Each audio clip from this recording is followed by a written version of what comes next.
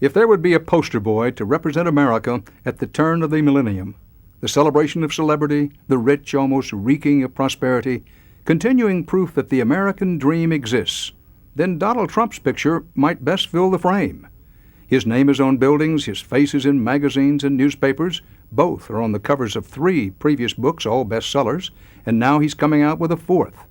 But this time, he's not talking only about his prowess to make millions of dollars. Now, he is also talking about his hope to win millions of voters.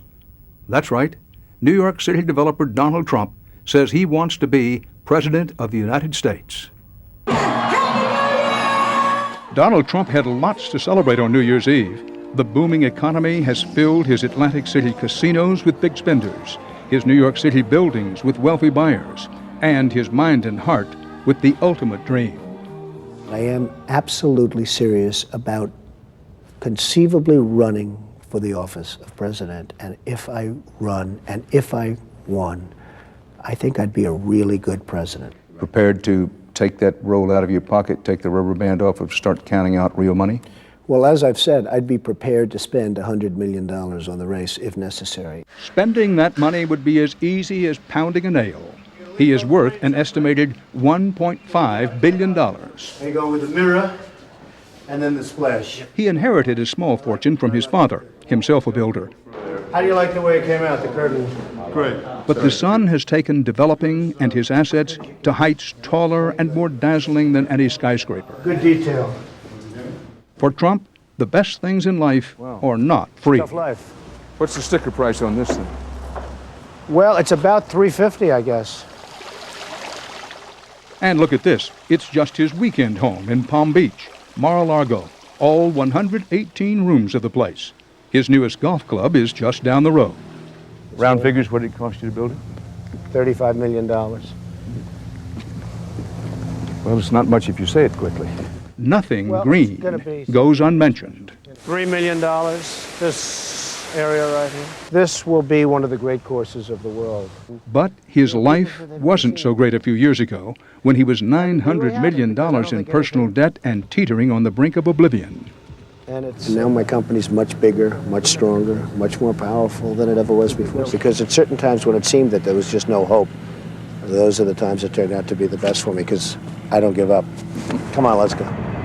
Where Trump was on the go to last month was California for 2 days.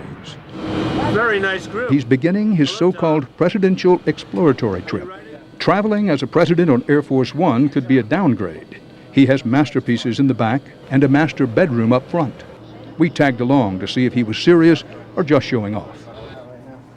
Day 1 had 3 events. First, a press conference with very little press. Well, I'm here for a number of reasons. Tomorrow, as you know, there's a big speech at the arena, and I guess we have about 20,000 people for that. And then tonight we're doing Jay Leno. Trump seemed not to mind sharing the spotlight with his girlfriend at the time, a European model named Melania Knauss. Melania? Next on the campaign trail, the pre-taping of that Leno show. And our guest tonight, the next president of the United States, Donald Trump, once caught a sexually transmitted disease from himself. He'll tease me, there's no question about it. He historically has. He always will. They say a job like president requires a big ego. Now, do you think you can handle it? I'm not sure my ego is big enough. That's one of the things which I can... Really? Can I write that down? You can write it. Last on Trump's day calendar, a meeting with the group he must win over to even make a run at the presidency. California Reform Party loyalists. Political consultant Scott Reed explains. Well, the Reform Party was really created back in 1992 when Ross Perot saw a niche, and he saw that the people were disgusted with the direction of the country. And Donald Trump now has stepped back and recognized that he wants to be a major influence in national politics, and he's decided to go out and attempt to become the nominee. Well, it's a great honor to be here. It's a great honor that so many folks have shown up. Tomorrow, and you're all invited as my guest, I'm giving a little speech, and I just heard that 21,000 people are showing up, so I don't know, I think we can... People picking up campaign literature found it to be mostly just promotional stuff for Trump's new book. They felt no better when Trump seemed unaware of the party platform.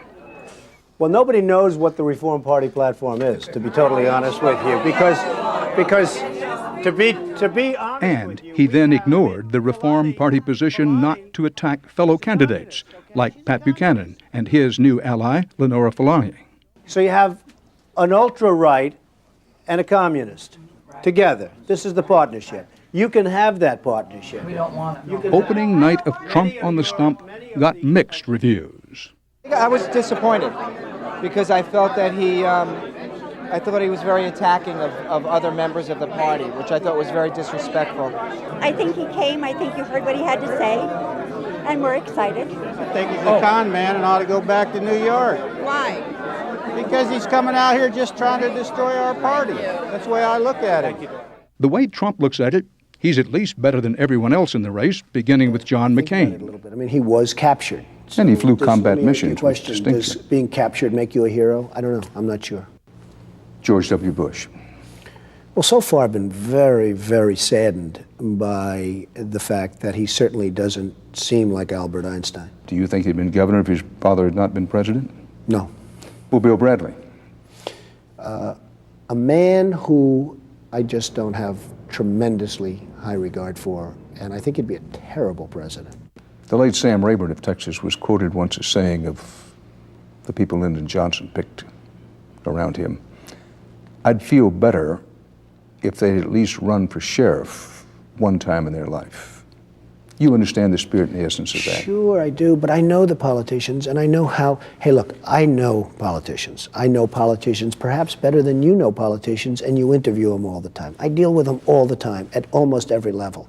Well, certainly you've given him more money than I have. I've given them a lot of money, and they come to my office, and they ask for a lot of money, and within the system, I give it.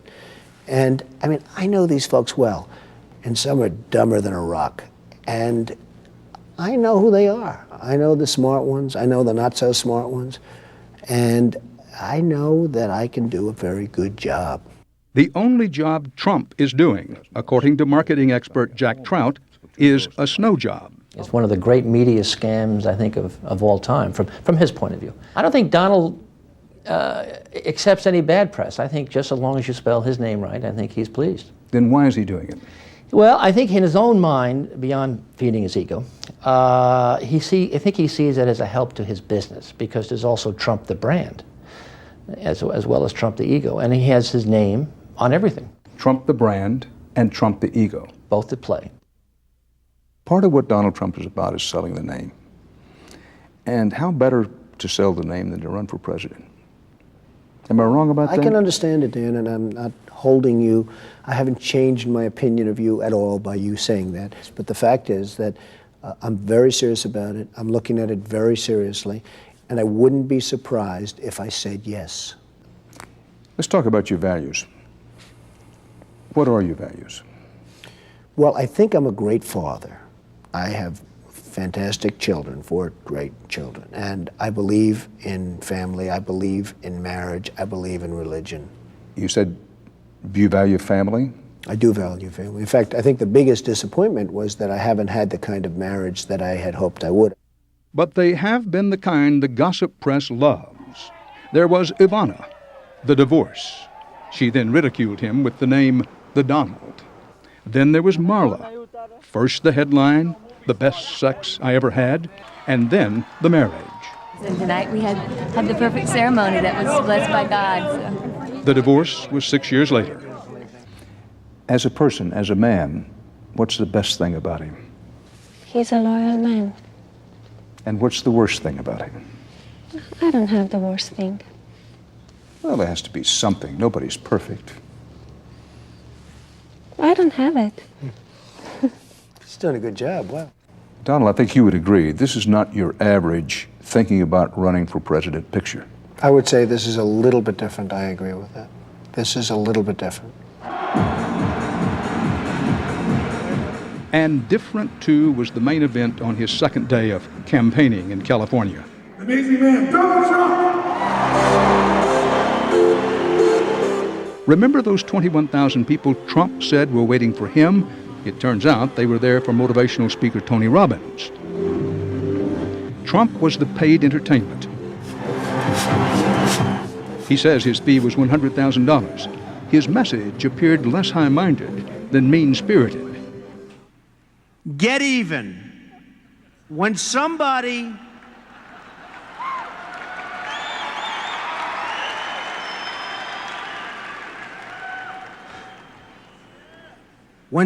screws you, screw them back, but a lot harder, folks.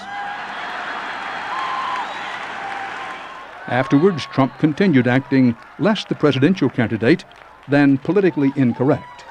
You know, it's amazing. She looks so conservative. She's got the glasses and everything. The only problem is she's hardly got a dress on. Okay, go ahead. The beautiful woman in the white semi-blouse. How do I go about creating the capital that I need to start my business when all I have is my knowledge and my dream? Meet a wealthy guy.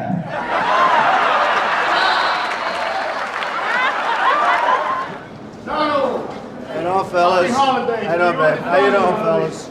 It should not be surprising that Trump has some popularity with the kind of people building his newest skyscraper, blue-collar working men. They enjoy the Donald, acting like the Don. How you doing, everybody? Hey, fellas! But these are among the few attaboys he's getting. Recent CBS News polls find that Trump has the highest unfavorable vote the poll has ever recorded. Business consultant Jack Trout says it reveals Trump's true intentions. Number one, he would never spend the money. He would not spend that kind of money to lose, and he knows he would lose. He's getting what he really wants, which is to be treated at a higher level. Would you go so strong to say he doesn't have a prayer? I would say he doesn't have a prayer. Yes, I was. To me, there are marketing situations which, as we say, the impossible is impossible. This is one of them. Mr. Trump, please, thank you. Nice. Trump says he will announce a decision in February. Meanwhile, he's living the life of the man who has everything. He may no longer be dancing with Melania. They broke up just a few days ago, but his flirtation with the public and the presidency is far from over. Whether or not some of the so-called Trump magic in terms of real estate, in terms of hotels, in terms of everything, translate into votes, I don't know. Maybe it doesn't. Maybe people will pay me $10 million to live in a building that I built, but they won't pay me 2 cents to press a lever saying Trump for president. That's possible.